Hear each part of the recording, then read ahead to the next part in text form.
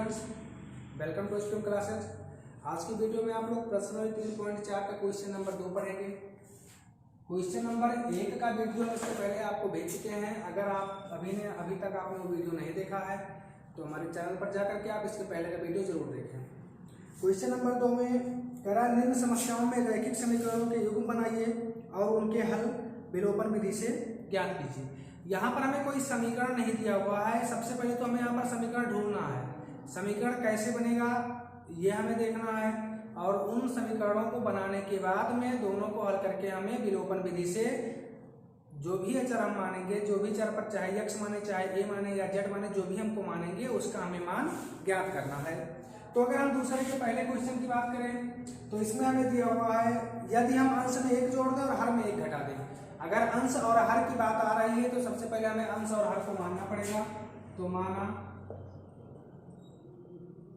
भिन्न का अंश बराबर x और हर बराबर y। तब आप लोग जानते हैं भिन्न होता है अंश बटे हर अर्थात x बटे y। उसके बाद आते हैं प्रश्नानुसार हमसे कहा जा रहा है यदि हम अंश में 1 जोड़ दें। अंश में 1 जोड़ने का मतलब अंश का मान x है तो हम x में 1 जोड़ दें और हर में 1 घटा दें। हर का मान y है, अगर y में 1 घटा दें तो भिन्न का मान हमें 1 प्राप्त होता है। अब यदि से हम हल करें तो इस y माइनस 1 को हम बराबर के उस पार लेकर के जाएंगे तो इधर गुणे में 1 है और गुणे में 1 का कोई मतलब नहीं है तो ये सीधे x प्लस 1 बराबर y माइनस 1 हो जाएगा। y को आप इस तरफ लेकर के आइए तो x इधर आएगा तो ये माइनस y बराबर माइनस 1 प्लस 1 को अगर आप बराबर के उस पार लेकर के जाएंगे तो ये माइनस 1 हो जाएगा या x माइनस वाई बराबर -2 समीकरण नंबर 1। उसके बाद हम पुनः आएंगे, देखेंगे सेकंड स्थिति में क्या कहा जा रहा है। यदि हर में 1 जोड़ दें, हर में 1 जोड़ने का मतलब हमारे पास भिन्न का अंश x है तो x के मान में कोई परिवर्तन नहीं होगा। हर में 1 जुड़ जाएगा तो भिन्न हमें 1/2 प्राप्त होती है। करा वो भिन्न क्या है अर्थात हमें x और y का मान ज्ञात करके ये पता करना है कि भिन्न हमारी कितनी है। तो इससे हम हल करें तो 3 गुणा करेंगे तो 2 का x से गुणा होगा तो ये 2x हो जाएगा। y प्लस 1 सीधे उस तरफ जाएगा, गुणे में 1 है तो कोई मतलब नहीं है, सीधे y प्लस 1 हो जाएगा। y को आप इस तरफ लेकर के आइए तो 2x माइनस वाई बराबर 1 समीकरण नंबर 2। अब हमारे पास दोनों समीकरण हमको प्राप्त हो चुके हैं। विलोपन विधि से किसी समीकरण को हम कैसे हल करते हैं ये हमने आपको बता रखा है। सबसे पहले तो हम ये देखते हैं कि जिस भी चर पद को हमें गायब करना है चाहे वो x हो या y हो, क्या उन दोनों के गुणांक बराबर हैं।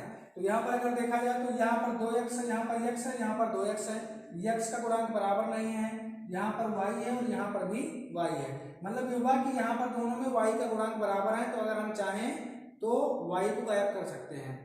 अगर आप चाहें कि हम y को नहीं x को गायब करेंगे तो यहाँ पर आप गुणांक बराबर कर सकते हैं। यहाँ पर 2x है, अगर इस पूरे समीकरण 1 को हम 2 से गुणा कर देंगे तो ये 2x हो जाएगा तो आप x को भी गायब कर सकते हैं।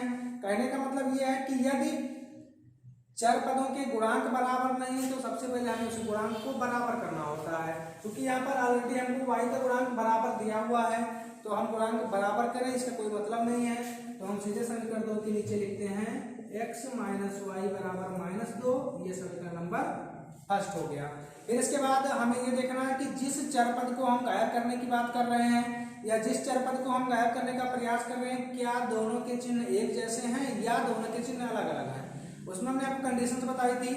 यदि जिस चर पद को हम गायब करना चाह रहे हैं उन दोनों के चिन्ह एक जैसे हों तो दोनों समीकरणों को हमें घटाना होता है, और यदि जिस चर पद को हमें गायब करना है दोनों समीकरणों में उनके चिन्ह अलग अलग हों तो हमें उसको जोड़ना होता है।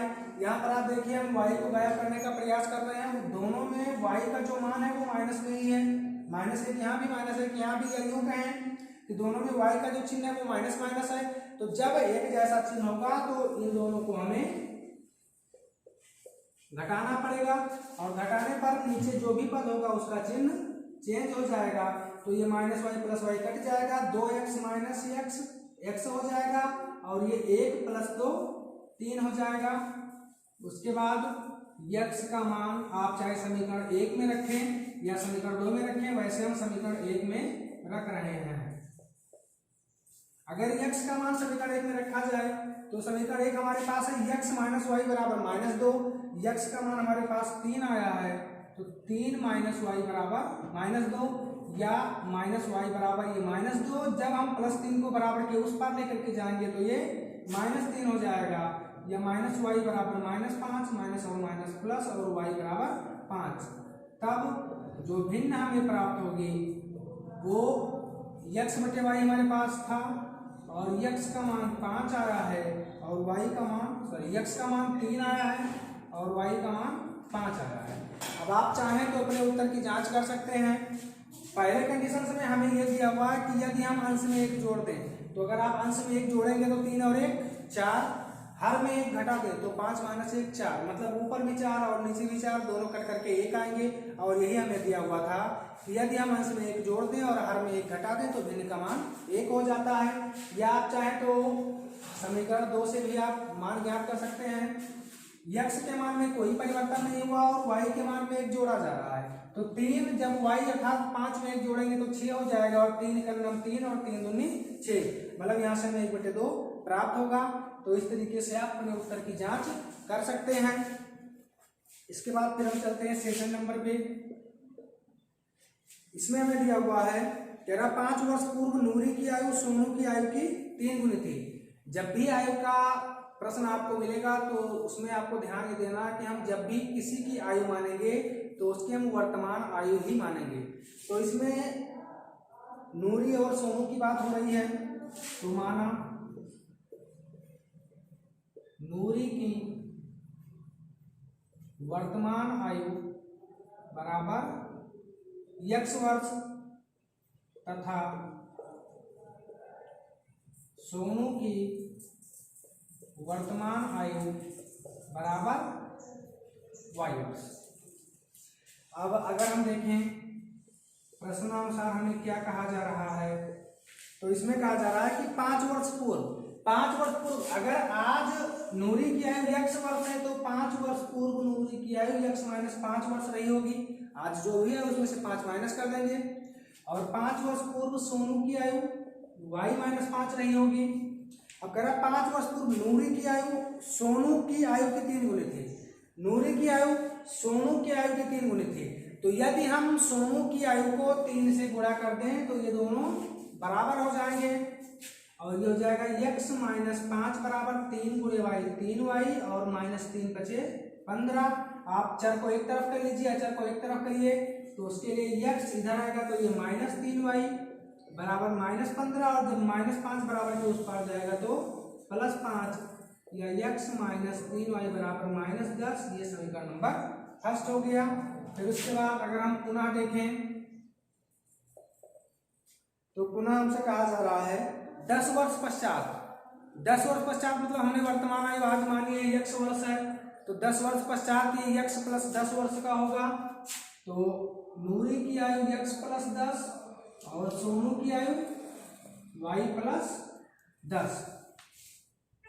10 वर्ष पश्चात नूरी की आयु सोनू की आयु की 2 गुनी हो जाएगी। नूरी की आयु सोनू की आयु की 2 गुनी होगी तो यदि हम सोनू की आयु को 2 से गुणा करें दोनों क्या हो जाएंगे बराबर। अब इसे अगर हल किया जाए तो ये x प्लस 10 बराबर 2y और 2 2 20। यहाँ से भी आप x और y को एक तरफ कर लीजिए, बाकी सारी गिनती को एक तरफ कर दीजिए तो ये x इधर आएगा तो माइनस 2y बराबर 20 और 10 उस तरफ जाएगा तो चिन्ह बदल जाएगा माइनस 10 हो जाएगा या x माइनस 2y बराबर 20 माइनस 10 10। ये समीकरण नंबर 2। अब समीकरण 1 और समीकरण 2 को आप पहले खंड की बात हल कर सकते हैं। दोनों में x गुणांक बराबर दिया हुआ है, इन दोनों को ऊपर नीचे करके आप घटा दीजिए तो आपको x और y का मान मिल जाएगा। और जब x और y का मान मिल जाएगा तो आप नूरी और सोनू की आयु ज्ञात कर सकते हैं। इसके बाद फिर क्वेश्चन नंबर इसका 3rd है। क्वेश्चन नंबर 3rd इसमें दिया हुआ है कह रहा 2 अंकों की संख्या के अंकों का योग 9 है। तो 2 अंकों की संख्या मतलब उस संख्या में इकाई और दहाई दोनों होगा। तो सबसे पहले हमें इकाई और दहाई का अंक मानना पड़ेगा और अंकों को मानने के बाद हमें संख्या बनानी पड़ेगी। यहाँ मानेंगे माना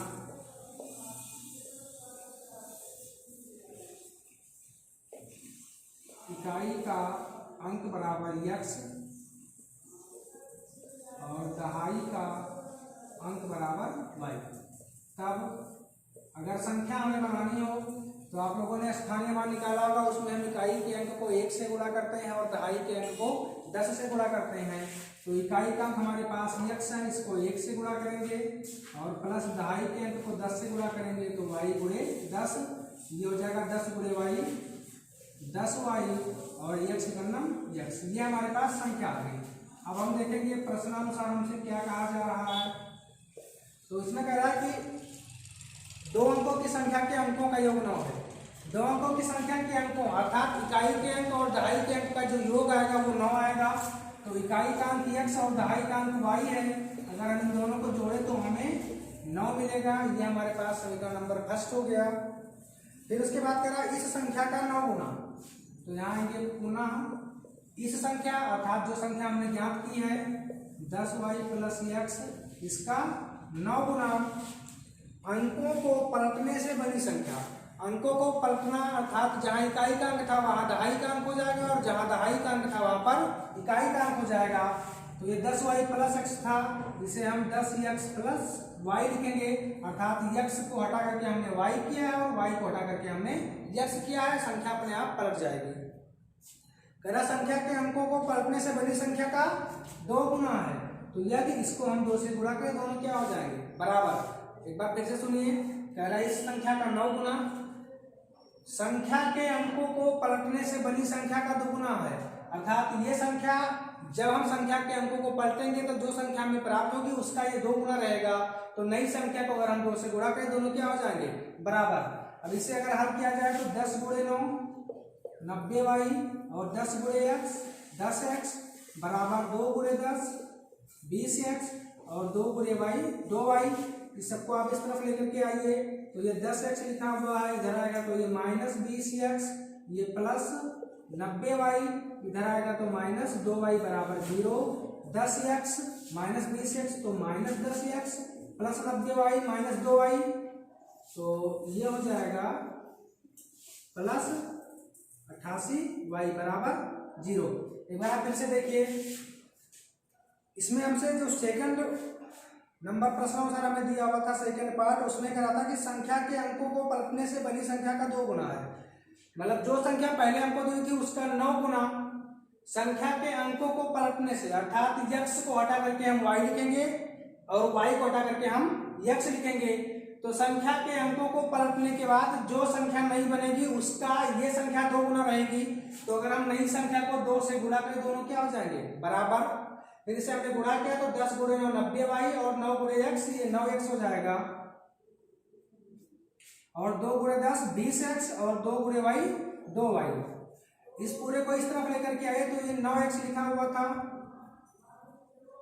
इधर आएगा तो ये माइनस 20x, ये प्लस 90y था, इधर आएगा तो माइनस 2y बराबर 0।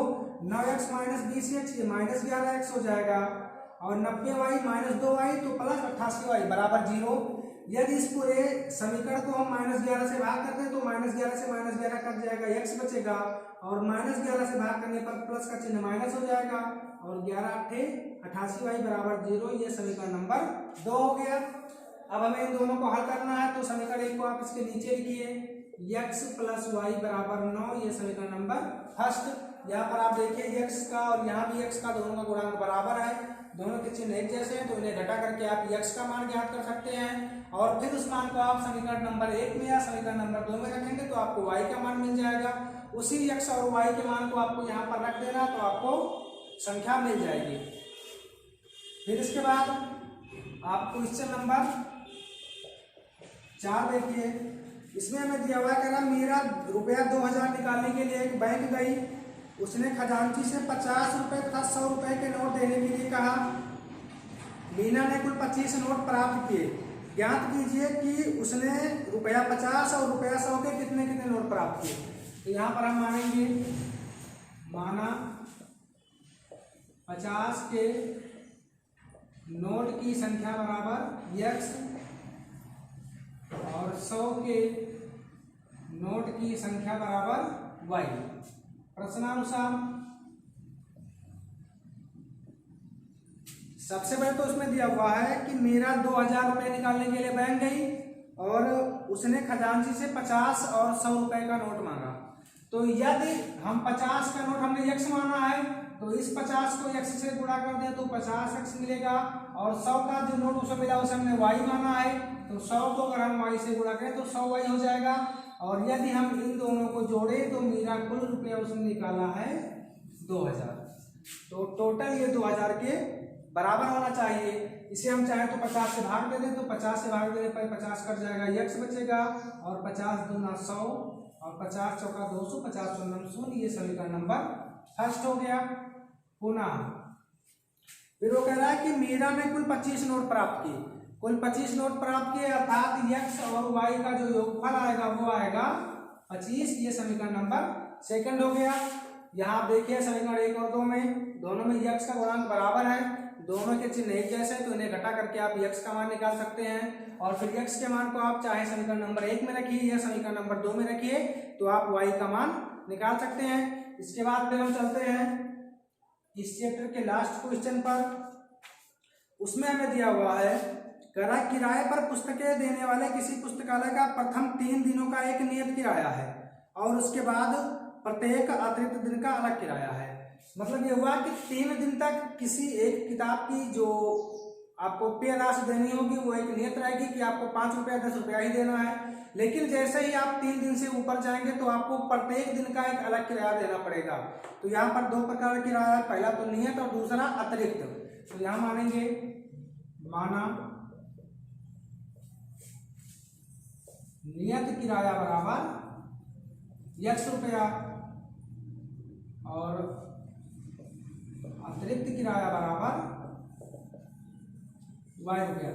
ये अतिरिक्त किराया आपको रोज के दिन के हिसाब से देना है।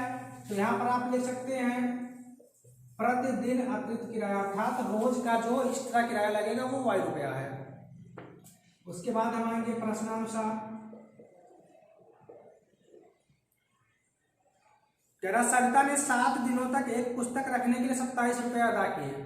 सरिता ने कोई किताब लिया और उसको अपने पास रखा 7 दिन तक।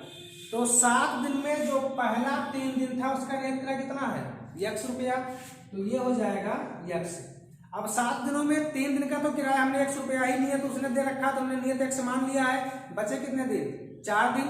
अगर प्रतिदिन अतिरिक्त किराया y अर्थात 1 दिन का किराया y रुपया हुआ तो 4 दिन का किराया 4y हो गया। और अगर हम इन दोनों को जोड़ें तो उसने कुल रुपया दिया है 27। ये समीकरण नंबर फर्स्ट हो गया। फिर उसके बाद जबकि सुशी ने एक पुस्तक 5 दिनों तक रखने के लिए 21 रुपये अदा किए। सुशी ने कोई बुक लिया, वो बुक सुशी के पास 5 दिनों तक थी तो 3 दिन का तो एक नियत किराया x रुपया ही है। बचे कितने दिन 2 दिन, 1 दिन का y तो 2 दिन का 2y और उसने कुल रुपया दिया 21। ये समीकरण नंबर सेकंड हो गया। हमें इसमें नियत किराया और प्रत्येक दिन का अतिरिक्त किराया हमको ज्ञात करना है। तो यहाँ आप देख सकते हैं समीकरण 1 और 2 में x का गुणांक बराबर, दोनों के चिन्ह एक जैसे हैं तो इन्हें आप घटा करके x का मान निकाल सकते हैं। और x के मान को आप समीकरण नंबर 1 या 2 में रखेंगे तो आपको y का मान मिल जाएगा। x का मान जो आएगा वो नियत किराया 3 दिनों का रहेगा और जो y का मान आएगा वो प्रतिदिन का अतिरिक्त किराया रहेगा। अगर आपको इस पूरे वीडियो में कहीं भी दिक्कत होगी तो नीचे आप कमेंट कर सकते हैं। अगले वीडियो में आपकी वो समस्या दूर की जाएगी।